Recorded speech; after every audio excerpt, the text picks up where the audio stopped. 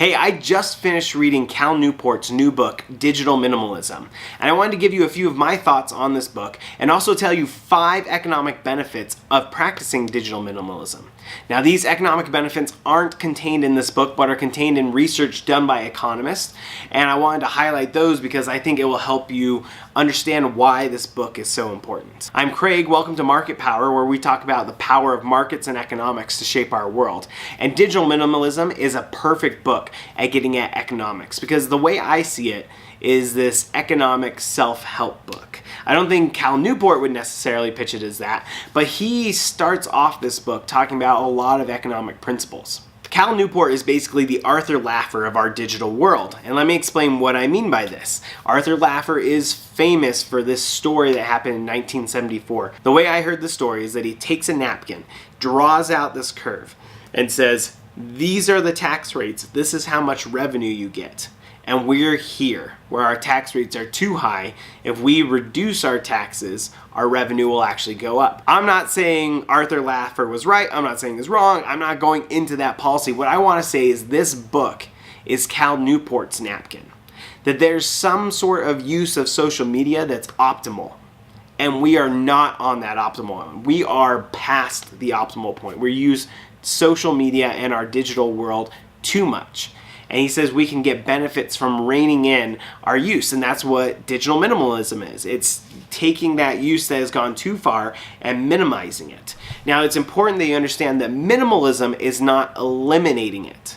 This is finding out a way to optimally use it. So if you feel like you're stuck in some rut in your digital use, if you're always finding yourself scrolling through Reddit or Twitter and realizing that you're looking at the same things that you had looked at just 20 minutes ago when you checked the last time, this is a great book for you to check out, so that way you can figure out the changes you need to make to have a more fulfilling life. But I don't want to be stuck on the book, because I want to get to those 5 economic benefits of practicing digital minimalism. And these are not in the book. These are insights that we're gaining through economics, and I want to bring them up because I think that you can be edified, and it'll give you a greater incentive to actually check out this book and implement the practices in it. The first 4 economic benefits I want to mention come from a recent paper called The Welfare Effects of Social Media. This paper was published on the National Bureau of Economic Research, NBER.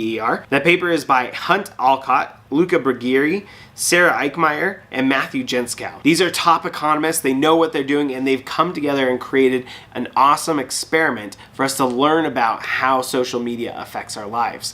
The essence of this experiment is that they randomly selected some people and paid them to deactivate their Facebook. People in this treatment group got $102 for deactivating their Facebook for the whole month.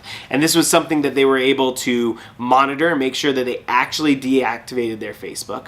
And it was scheduled to happen right before the 2018 midterm elections, so that way these researchers could look at the political impacts of deactivating Facebook. This is a cutting-edge paper, and the great thing about it is it's experimental. It's not a correlational study. This is something where we have a confidence that this is a causal effect. So let's get into those first 4 economic benefits of practicing digital minimalism. Benefit number 1, more time. One of the things that really surprised me was that the participants were spending on average an hour every day using Facebook, just using Facebook. And so when they're paid to deactivate Facebook, they actually free up this hour of time, and they aren't spending it on other social media sites. In fact, their use of other social media sites also goes down, not obviously by an hour, but what we're seeing is less time spent on social media and on the internet, and more time spent other places. The key aspect here is that hour of Facebook time could be used towards other meaningful leisure. That's what Cal Newport's getting at the end of his book. Like, take that time that you're spending on social media and put it to productive use. Economic benefit number 2, more time with family and friends. The kind of things that they're doing are spending time with their parents, spending time getting together with friends, and even going out to dinner. Cal Newport also gets at these kind of things in his book when he talks about having these social interactions, making sure you're having opportunities to get to see people and not just interacting with them through Facebook. This makes sense why you would end up doing that, because now that you can't do those little interactions to stay up to date with them, you have to go invest in other other activities to stay up to date with your friends. The third economic benefit is eliminating low margin news consumption. What do I mean by low margin news consumption? I mean that on social media, we are just bombarded by the news cycle and just always have to be up to date on what's going on. And what these researchers find is that when you deactivate Facebook for a month, you actually become less aware of things going on in the world. And you say, is that really an economic benefit? Well, yeah, like, who cares that Khloe Kardashian broke up with someone today? I don't even understand why I know that. But that was the #1 trending topic on Twitter today, and I just don't care about that. I would be just as well off if I didn't know that. And the great thing about this is that eliminating that low margin news consumption isn't affecting their social participation. Like I said earlier, this happened right before the 2018 midterms. And these people who weren't on Facebook don't change their political participation as a result. They were no less likely to go vote than the people who are on Facebook. So they remained engaged on their civic participation without getting bombarded with this trivial news. This result, not being up to date on the news, but still participating in society, reminded me of a book we just read the other day with our kids for President's Day.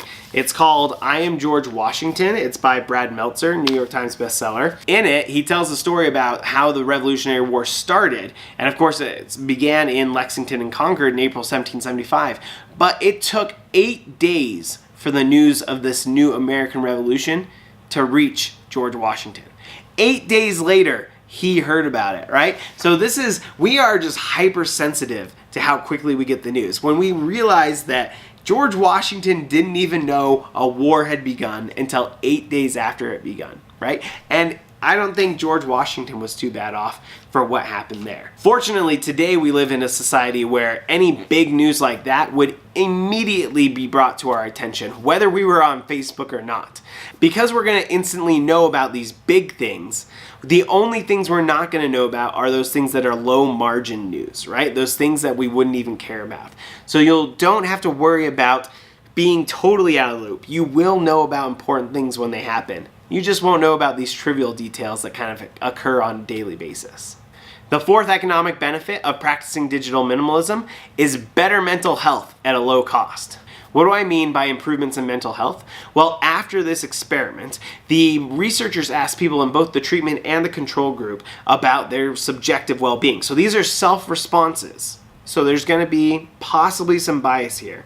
But what they found was that the people who deactivated their Facebook account reported higher degrees of life satisfaction, lower degrees of depression, and lower degrees of anxiety. In fact, the effect of deactivating Facebook on overall mental health is about 30% the effect of professional therapy. And this is a great deal when you consider that professional therapy can cost $100 to $200 an hour. So if you're looking for a way to increase life satisfaction, decrease anxiety and depression, then you should look at practicing digital minimalism. Now, of course, I am not a professional psychologist. I am not evaluating you and telling you to stay away from therapy. I'm just telling you that this is an easy way at getting at some of those benefits at a very low cost. For the fifth economic benefit of practicing digital minimalism, we're going to leave this paper and we're going to go to another one.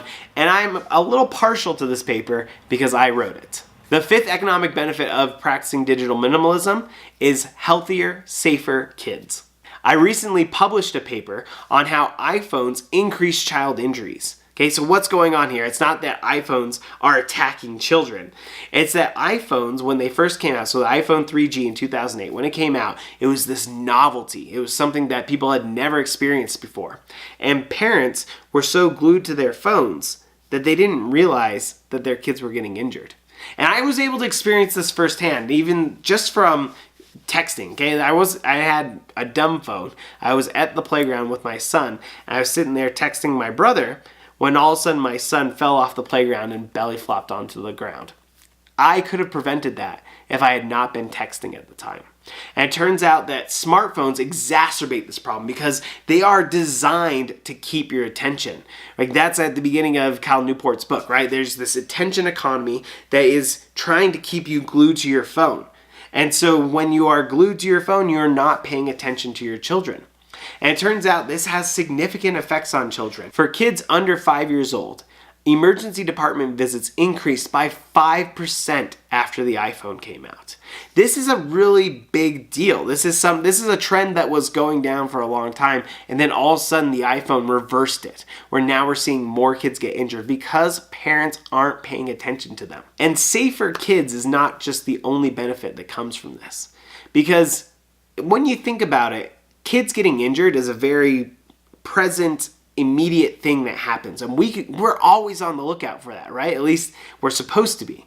And if we are willing to let our kids incur this huge cost because we just want to play on our phone just a little bit longer, what other things are we missing in our children's lives that we won't see until years down the road? So I think the benefit is not just safer kids, it's a closer interaction with our kids to make sure that we are raising them to have great, fulfilling lives. So those are my 5 economic benefits of practicing digital minimalism. I highly recommend you check out the book. It's an entertaining read. It will make you think about how you're using your digital tools. And even if it doesn't completely change the way that you use them, it will at least make you consider how you can get a higher return from using them.